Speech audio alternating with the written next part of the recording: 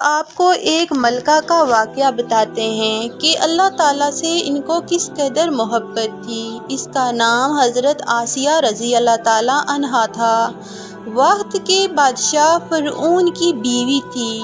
اللہ رب العزت نے اس کو حسن و جمال کا پیکر بنا دیا تھا، پری چہرہ بنا دیا تھا، نازک اندام بنا دیا تھا۔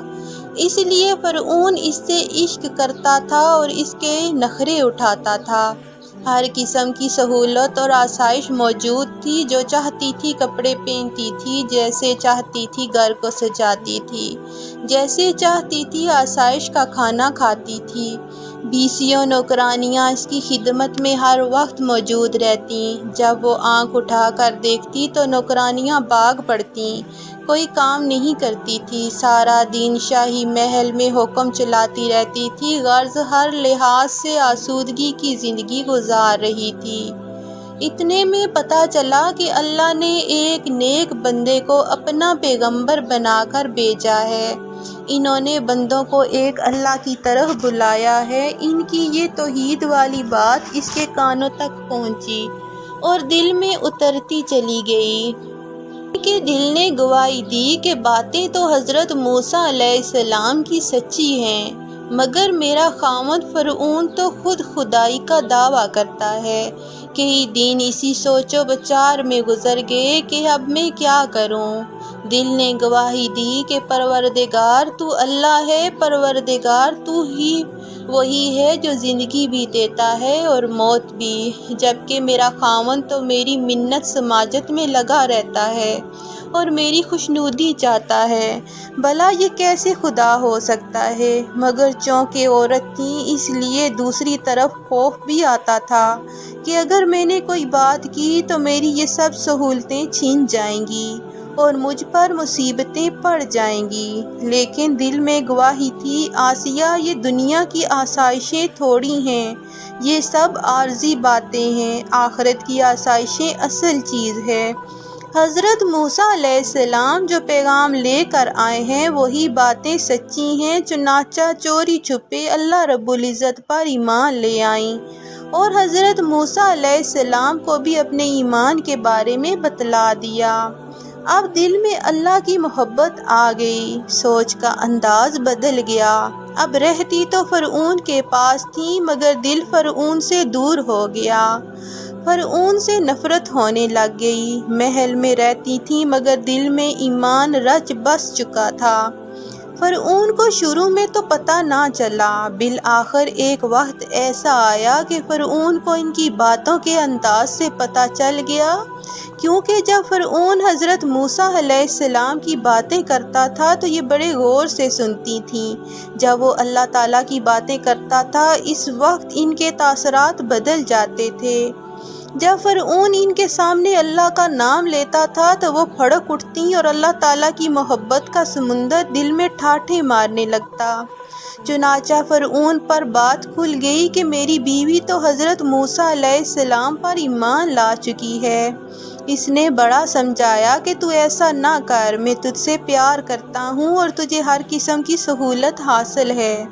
کہنے لگی کہ نہیں، حقیقت تو وہی ہے جو میرے دل میں اتر چکی ہے، میں اب اس کو بالکل نہیں چھوڑ سکتی۔ چنانچہ باتیں ہوتی رہیں اور وقت گزرتا گیا۔ ایک دن جب فرعون بڑی محبت کا اظہار کر رہا تھا تو انہوں نے اپنے خاوند کو سمجھایا کہ جب آپ مجھ سے اتنی محبت کرتے ہیں تو میری بات مان لیں کہ آپ بھی حضرت موسیٰ علیہ السلام پر ایمان لے آئیں۔ فرعون کا دل اس وقت موم ہو گیا، کہنے لگا میں جاتا ہوں ان کے پاس اور ایمان لے آتا ہوں۔ چنانچہ وعدہ کر کے چل پڑا۔ ابھی راستے ہی میں تھا کہ اسے حامان مل گیا، وہ اس کا وزیر تھا، بڑا مشیر تھا۔ فرعون نے کہا میں نے دل میں ارادہ کر لیا ہے کہ میں حضرت موسیٰ علیہ السلام کے پروردگار پر ایمان لے آؤں گا۔ حامان یہ سن کر کہنے لگا توبہ توبہ، غلام کا خادم بننے سے تو بہتر ہے آدمی آگے جا کر جہنم کے عذاب میں جل مرے۔ فرعون پر اس کی بات اثر کر گئی، چنانچہ فرعون وہیں سے واپس لوٹ گیا۔ کہنے لگا ہاں میں غلام کا غلام نہیں بن سکتا، چنانچہ ایمان لانے سے انکار کر دیا۔ جب وہ منکر بن گیا تو حضرت آسیہ رضی اللہ تعالیٰ عنہا نے اس کو لعن طعن کی کہ تو اپنے وعدے سے پھر گیا ہے۔ جب دونوں میاں بیوی میں باتیں ہوئیں تو فرعون غصے میں آ کر کہنے لگا کہ میں تجھے مزہ چکھا دوں گا۔ وہ کہنے لگی پھر جو تو کر سکتا ہے کر لے۔ چنانچہ سہولتوں اور آسائشوں پہ لات مار دی اور ساری نعمتوں کو پیچھے پھینک دیا۔ کہنے لگی تو مجھے اپنے محل سے تو نکال سکتا ہے مگر میرے دل سے ایمان نہیں نکال سکتا۔ فرعون نے پہلے تو ڈرایا دھمکایا، بعد میں پھر اس کے لیے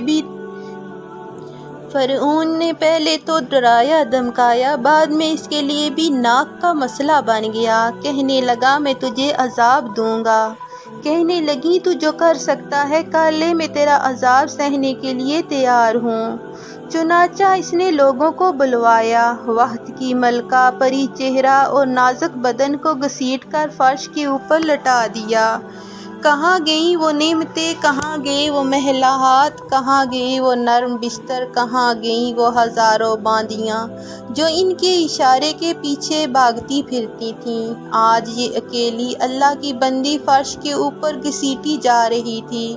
بال پکڑے ہوئے ہیں، کان سے پکڑ کر گھسیٹی جا رہی ہیں، جسم زخموں سے چور ہو چکا تھا مگر پھر بھی اپنی بات پر ڈٹی رہیں۔ جب فرعون نے دیکھا کہ چھوٹی موٹی سزا سے نہیں بدلی تو اس نے کہا میں تمہیں زمین پر لٹا کر تمہارے ہاتھ اور پاؤں میں میخیں ٹھونک دوں گا۔ کہنے لگیں تو جو کر سکتا ہے کر لے۔ چنانچہ ان کو لٹا دیا گیا اور ان کے ہاتھ کو زمین کے اوپر رکھ کر درمیان میں لوہے کی ایک بڑی میخ ٹھونک دی گئی۔ تکلیف ہو رہی تھی مگر جانتی تھیں کہ یہ تکلیف اللہ کی خاطر ہے۔ پھر دوسرے ہاتھ کو بھی اسی طرح زمین پر رکھ کر میخ ٹھونکی گئی، پھر پاؤں میں بھی اسی طرح زمین پر رکھ کر میخیں ٹھونکی گئیں۔ فرعون نے کہا تمہارے جسم کے کپڑے اتار لوں گا اور پھر تمہاری کھال کو اتار دوں گا۔ کہنے لگیں تم جو کر سکتے ہو کر لو مگر میں اپنے ایمان سے باز نہیں آؤں گی۔ چنانچہ جیتے جاگتے ان کے جسم کی کھال اتارنا شروع کر دی۔ ذرا سوچئے تو صحیح، آج بکرے کی کھال اتاری جا رہی ہو تو نرم دل آدمی کا دیکھ کر دل پریشان ہو جاتا ہے، وہ دیکھ نہیں سکتا۔ وہ تو عورت ذات تھی، زمین پر لیٹی ہوئی تھی، ہاتھ پاؤں ہلا نہیں سکتی تھی، سر ایک جگہ پڑا ہوا تھا اور اس کے جسم سے چاقوؤں اور ریزروں کے ذریعے اس کی کھال کو جدا کیا جا رہا تھا، زخم لگائے جا رہے تھے، تکلیفوں پہ تکلیفیں اٹھا رہی تھی مگر سمجھتی تھی کہ یہ سب کچھ میرے پروردگار کی طرف سے ہے۔ اس پریشانی کا عالم میں انہوں نے اپنے پروردگار کو پکارا۔ دنیا کا تو جو ساتھی تھا وہ اب دشمن بن چکا تھا، اب تو اصل سہارا باقی رہ گیا تھا۔ اسی ذات کو ندا دی کہ رب ہے اللہ، مجھے محل سے نکالا جا رہا ہے لیکن تو مجھے اپنے پاس محل عطا فرما دے۔ ہے اللہ، یہاں فرعون نے تو اپنے سے دور کر دیا ہے مگر میں تو تیرا ساتھ چاہتی ہوں، مجھے فرعون کا ساتھ نہیں چاہیے۔ اس لیے جب بات کرنے لگی تو یہ نہ کہا ہے اللہ مجھے محل عطا کر دے بلکہ جنت سے پہلے بیتا کا لفظ کہا۔ مفسرین نے کہا وہ محل تو چاہتی تھی مگر اللہ کے پاس چاہتی تھی، اپنے دلدار کے پاس چاہتی تھیں، اپنے محبوب حقیقی کے پاس چاہتی تھیں۔ اور پھر کہا کہ اور مجھے فرعون سے اور اس کے عملوں سے نجات عطا فرما۔ کتنی ذہین تھی کہ یہ نہ کہا ہے اللہ مجھے فرعون سے نجات دے، کیونکہ اگر فرعون سے نجات مل بھی جاتی تو کسی اور کے پاس چلی جاتی اور وہ بھی فرعون کی ماند ہوتا۔ اس لیے دو دعائیں مانگی۔ سبحان اللہ، کیسی کامل دعا مانگی۔